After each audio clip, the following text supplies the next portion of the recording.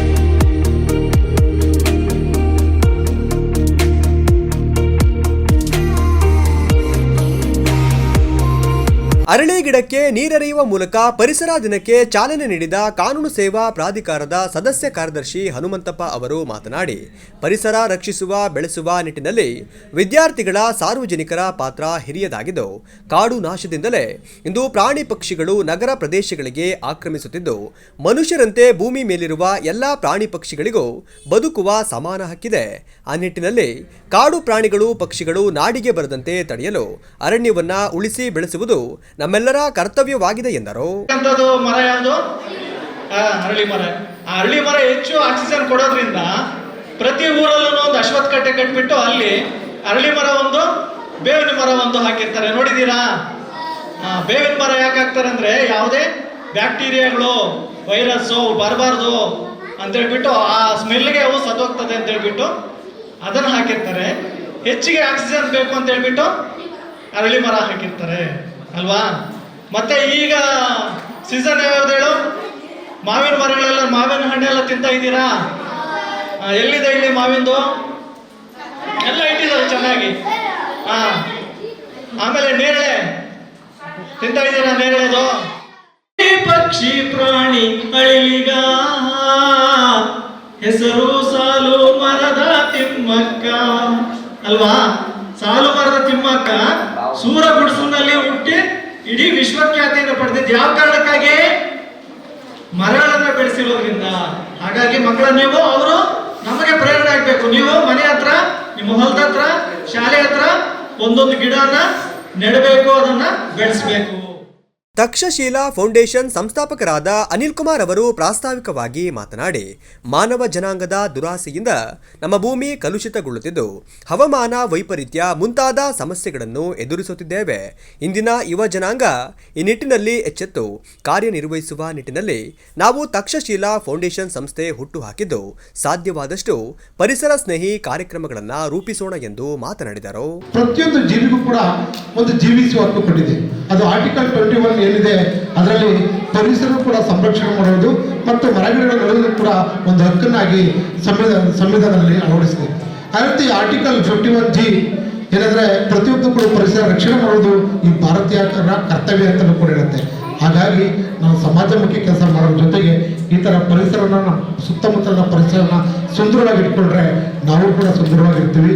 ಅಂತಹ ಒಂದು ಕಾರ್ಯಕ್ರಮನ ಆಯೋಜನೆ ಮಾಡಬೇಕಂತೇಳಿ ರಾಜ್ಯ ಪರಿಸರ ಮೌಲ್ಯಮಾಪನ ಪ್ರಾಧಿಕಾರದ ಅಧ್ಯಕ್ಷರಾದ ಎಎನ್ ಮಹೇಶ್ ಅವರು ಮಾತನಾಡಿ, ಪರಿಸರ ದಿನಾಚರಣೆ ಅಂಗವಾಗಿ ಗಿಡ ನೆಡುವ ಕಾರ್ಯಕ್ರಮಗಳನ್ನು ನಾವೆಲ್ಲ ಹಮ್ಮಿಕೊಳ್ಳುತ್ತಿದ್ದು, ಆದರೆ ಗಿಡ ನೆಟ್ಟರೆ ಸಾಲದು, ಅದನ್ನು ಉಳಿಸಿ ಬೆಳೆಸುವ ಮಹತ್ತರ ಜವಾಬ್ದಾರಿ ನಮ್ಮ ಮೇಲಿದೆ. ವಿದ್ಯಾರ್ಥಿಗಳು ತಮ್ಮ ಶಾಲೆಯಲ್ಲಿ ನೆಟ್ಟಿರುವ ಗಿಡಗಳನ್ನು ಕಾಪಾಡಿಕೊಳ್ಳಬೇಕು ಎಂದು ಮಾತನಾಡಿದರು. ಇದೆಲ್ಲ ಸೇರಿದಂತೆ ವಿಶ್ವದ ಪರಿಸರ ಸಮತೋಲನವನ್ನು ಕಾಯ್ದುಕೊಳ್ಳತಕ್ಕಂಥ ನಿಟ್ಟಿನಲ್ಲಿ ನಡೆದಂಥ ಸಭೆಯಲ್ಲಿ ವಿಶ್ವಸಂಸ್ಥೆ ವಿಶ್ವ ಪರಿಸರ ದಿನಾಚರಣೆಯನ್ನ ಇಡೀ ಪ್ರಪಂಚದಾದ್ಯಂತ ನಡೀತಕ್ಕಂತೆ ಘೋಷಣೆಯನ್ನು ಮಾಡುತ್ತೆ. ಮುಖೇನ ಇವತ್ತು ಜೂನ್ 5ರಂದು ವಿಶ್ವದಾದ್ಯಂತ ಈ ಕಾರ್ಯಕ್ರಮ ನಡೀತಾ ಇದೆ. ಈಗಾಗಲೇ ಸಾಲುಮರದ ತಿಮ್ಮಕ್ಕನ ಉದಾಹರಣೆ ಕೊಟ್ಟರು. ಆಕೆ ತನ್ನ ಮಕ್ಕಳಿಲ್ಲದೆ ಇದ್ರು ಕೂಡ ಮಕ್ಕಳು ಅಂತೇಳಿ ಗಿಡ ಮರಗಳನ್ನು ಪೋಷಿಸಿಲ್ಲ. ಆಕೆ ಹಸಿರನ್ನೇ ತನ್ನ ಉಸಿರಾಗಿ ಪಡೆದುಕೊಂಡ್ಲು. ಆಕೆ ಇವತ್ತು ಆಕೆ ಇಲ್ಲದಿದ್ರು ಕೂಡ, ಆಕೆ ಅವಿದ್ಯಾವಂತರಾಗಿದ್ರು ಕೂಡ ಆಕೆ ನಡೆದುಕೊಂಡ ರೀತಿ ಮತ್ತು ಪರಿಸರದ ಬಗ್ಗೆ ಹೊಂದಿದಂತ ಕಾಳಜಿಗೆ ಇಡೀ ಪ್ರಪಂಚವೇ ಆಕೆಯನ್ನ ಗೌರವಿಸ್ತಾ ಇದೆ. ಈಗಾಗಲೇ ನಿಮ್ಮ ಶಾಲೆಯಲ್ಲಿ ಸರ್ಕಾರ ಒಂದು ವಿನೂತನ ಯೋಜನೆಯನ್ನ ಪ್ರಾರಂಭ ಮಾಡಿದೆ. ಜೆಸಿಎ ಚಿಕ್ಕಮಗಳೂರು ಮಲ್ನಾಡ್ ಅಧ್ಯಕ್ಷರಾದ ತಿಲಕ್ದತ್ ರವರು ಮಾತನಾಡಿ, ವೃಕ್ಷಮಾತೆ ಸಾಲುಮರದ ತಿಮ್ಮಕ್ಕ ಹಾಗೂ ನಮ್ಮ ಜಿಲ್ಲೆಯವರೇ ಆದ ಪೂರ್ಣಚಂದ್ರ ತೇಜಸ್ವಿಯವರ ಪರಿಸರ ಪ್ರೇಮವನ್ನ ಸ್ಮರಿಸುತ್ತಾ ವೃಕ್ಷಗಳನ್ನು ಬೆಳೆಸುತ್ತಾ ಪರಿಸರ ಉಳಿಸುವ ನಿಟ್ಟಿನಲ್ಲಿ ಆ ಮಹನೀಯರು ಮಾಡಿದ ತ್ಯಾಗ ಶ್ರಮ ಅವಿಸ್ಮರಣೀಯ. ನಾವೆಲ್ಲರೂ ಅವರ ಪ್ರೇರಣೆಯಿಂದ ಮನೆಗೆ ಒಂದೊಂದಾದರೂ ಗಿಡಗಳನ್ನು ನೆಟ್ಟು ಅರಣ್ಯ ರಕ್ಷಿಸಿ ಪರಿಸರ ಉಳಿಸುವ ನಿಟ್ಟಿನಲ್ಲಿ ಸಾಗೋಣ ಎಂದರು. ಇವತ್ತು ಪರಿಸರ ಪ್ರೇಮಿ, ಪರಿಸರ ಜ್ಞಾನಿ ಶ್ರೀ ಪೂರ್ಣಚಂದ್ರ ತೇಜಸ್ವಿ ಅವ್ರನ್ನ, ಹಾಗೆ ವೃಕ್ಷ ಮಾತೆ ಸಾಲುಮರದ ತಿಮ್ಮಕ್ಕ ಅವ್ರನ್ನ ನೆನೆಸ್ಕೊಳ್ತಾ ಪೋಷಣೆಯನ್ನ ಮಕ್ಕಳುಗಳು ಪುಟ್ಟ ಮಕ್ಕಳಿಗೆ ಒಂದು ದೊಡ್ಡ ಜವಾಬ್ದಾರಿ. ಮೂರು ಮಕ್ಕಳು ಒಂದು ಗಿಡನ ತಾವುಗಳು ಅದರ ಪೋಷಣೆ ಮಾಡುವ ಜವಾಬ್ದಾರಿನ ತಗೊಳ್ಬೇಕು ಅಂತ ಈ ಮೂಲಕ ಮಕ್ಕಳಲ್ಲಿ ಒಂದು ವಿನಂತಿ ಮಾಡ್ಕೊಳ್ತಾ ಇದ್ದೀನಿ. ನಿನ್ನೆ ನಾವು ಪ್ಲಾಂಟಬಲ್ ಸೀಡ್ ಫೆನ್ಸ್ನ ಹುಡುಕಿದ್ವಿ ನಾವು ಚಿಕ್ಕಮಗಳೂರಲ್ಲಿ. ಪ್ರತಿ ಮಕ್ಕಳಿಗೂ ಕೊಟ್ಟು ಆ ಮಕ್ಕಳಿಂದ ಬೀಜಗಳನ್ನ ಬಿತ್ತನೆ ಮಾಡಿಸುವಂಥ ಒಂದು ಕೆಲಸ ಮಾಡೋಣ ಅಂತ. ಆದರೆ ಚಿಕ್ಕಮಗಳೂರಲ್ಲಿ ಸಿಗದೇ ಇರೋ ಕಾರಣ ಮುಂದಿನ ದಿನಗಳಲ್ಲಿ ಆ ಥರ ಪೆನ್ ಸಿಕ್ಕಿದ್ರೆ ಖಂಡಿತವಾಗ್ಲೂ ಎಲ್ಲ ಸ್ಟೂಡೆಂಟ್ಸ್ಗಳಿಗೆ ಹಂಚುವಂಥ ಕಾರ್ಯನ JCEಯಿಂದ ಮಾಡೋಣ ಅಂತ ಮತ್ತೆ ಅಂದ್ಕೊಂಡಿದ್ದೀವಿ. ಇವತ್ತು ಪುಸ್ತಕ ಮತ್ತು ಪೆನ್ನ ವಿತರಣೆ, ಪೆನ್ಸಿಲ್ಲು ಮತ್ತು ವಿತರಣೆ ಮಾಡೋದಕ್ಕೆ JCE ಸದಸ್ಯರು. ಮುಖ್ಯ ಶಿಕ್ಷಕರಾದ ಮೂಡ್ಲಗಿರಿಯಪ್ಪ ಅವರು ಮಾತನಾಡಿ, ನಮ್ಮ ಶಾಲೆಯಲ್ಲೂ ಐಸಿರಿ ಇಕೋ ಕ್ಲಬ್ ಎಂಬ ಪರಿಸರ ಪ್ರೇಮಿ ಸಂಸ್ಥೆಯನ್ನ ಹುಟ್ಟು ಹಾಕಿದ್ದು, ಈ ಕ್ಲಬ್ ವತಿಯಿಂದ ಹಲವು ಪರಿಸರ ಸ್ನೇಹಿ ಕಾರ್ಯಕ್ರಮಗಳನ್ನು ರೂಪಿಸುತ್ತಿದ್ದೇವೆ. ಜೊತೆಗೆ ನಗರದ ವಿವಿಧ ಸಂಸ್ಥೆಗಳು ನಮ್ಮ ಶಾಲೆಯಲ್ಲಿ ಪರಿಸರ ದಿನ ಆಚರಣೆಯನ್ನ ಅರ್ಥಪೂರ್ಣವಾಗಿ ಆಚರಿಸಿದ್ದಕ್ಕೆ ಹೃತ್ಪೂರ್ವಕ ಧನ್ಯವಾದಗಳನ್ನು ತಿಳಿಸುತ್ತಿದ್ದೇವೆ ಎಂದರು. ತಿಮ್ಮಕ್ಕರ ಬಗ್ಗೆ ಹೇಳಿದ್ದಾರೆ ಹಾಗೂ ನಮ್ಮ ಮಕ್ಕಳಿಗೆ ಪ್ರೀತಿಯ ಮಾತುಗಳನ್ನು ಉಣಬಯಸಿದ್ದಾರೆ. ಅವರಿಗೆ ನಮ್ಮ ಹನುಮಂತಪ್ಪ ಸಾಹೇಬರಿಗೆ ಹೃತ್ಪೂರ್ವಕವಾದ ವಂದನೆಗಳನ್ನು ಸಲ್ಲಿಸ್ತೇನೆ. ಹಾಗೂ ರಾಜ್ಯ ಕಾರ್ಯಕ್ರಮದಲ್ಲಿ JCE ಚಿಕ್ಕಮಗಳೂರು ಮಲ್ನಾಡ್ ಸಂಸ್ಥೆ ವತಿಯಿಂದ ವಿದ್ಯಾರ್ಥಿಗಳಿಗೆ ಪುಸ್ತಕ, ಪೆನ್ಸಿಲ್, ರಬ್ಬರ್ ವಿತರಿಸಲಾಯಿತು.